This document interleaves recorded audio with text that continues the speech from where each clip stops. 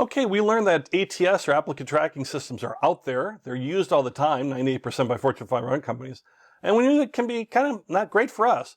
But if we do some things to optimize our documents, optimize our resume and CV, we can actually turn this to our advantage. And that's what we're going to talk about in this lesson. How can we turn this to our advantage and be more effective?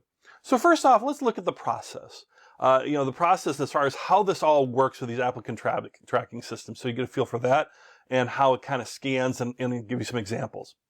First thing that a company will do, they've got a job opening and they need to fill it, so they'll create a job description and they'll post that job in an ATS. Either something that they're, usually it's a company that they're contracting with, right? That handles all this applicant tracking with their software. So they'll post the job in the ATS, and the ATS will actually do some extra things where they'll post it to the company's website, or they might post it to various job boards, or they'll put it on LinkedIn.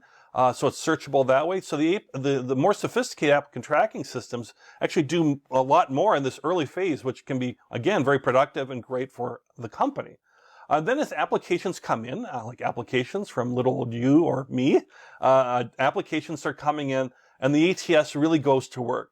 And the ATS, all it's doing is screening for keywords and qualifications, things that have been designed from the person who posted the job in the ATS. Back when they're posting the job, they're also posting, like, I want to look for candidates with these 5, 10, 20, whatever number of keywords, and the ATS will scan for the keywords. And then when they scan an application, what happens? They rank those applications. They rank that candidate on a scale and then put them in a different bucket based on how the keywords match up. Not necessarily their work experience. The machine doesn't know that. Machine can't really interpret that. They're just looking for keywords. And at best, it's getting ranking. Most likely what's happening is it's eliminating candidates. It's just saying, nope, this person didn't have enough keywords, so they're out. And human eye will never see it. So that's kind of the process. Now, when this happens, when it's doing the screening, how does that kind of look like? So let's look at an example of that and how a person's resume might be reviewed and how, the machine would actually interpret your resume. So let's look at one part of a resume, just a summary part, just a real quick summary part, and how the ATS would look at just that part. But the ATS is going to look at the whole application, a whole resume or CV. But let's just look at the summary part for this example.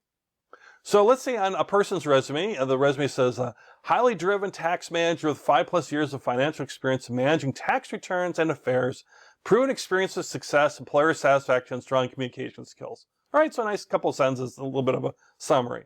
So the ATS, reads, some of these keywords that are out there. Tax manager, 5+ years experience, or phrases, words or phrases. Tax returns and affairs, employer satisfaction, strong communication skills, right? If you look at that summary, it's pulling right from that. The next step is it matches the job description, it matches what's in the job description, or matches, what a company might highlight as very, very important keywords that they're looking for. So maybe tax manager is the most important. It doesn't necessarily have to be, but let's say it is. They want people with experience as tax manager. So, the machine will say, check, yep, tax manager, yep, got that.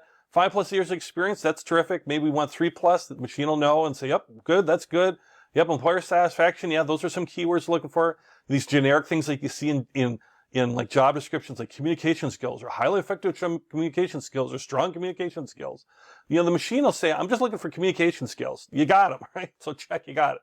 But let's look at, maybe there's a couple things in there that they're looking for that's not in that summary part. Like it's looking for that you say analytical skills somewhere in there, or that you have Microsoft Office experience, for example.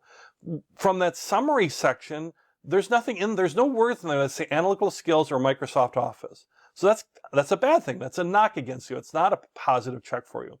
Now, later on in your work experience or in your resume or somewhere, you might mention analytical skills, or I have, under your work experience, you might say 12+ years of Microsoft Office experience, and the machine might find it there. But if it's not there and they're looking for it, then it's not going to find it.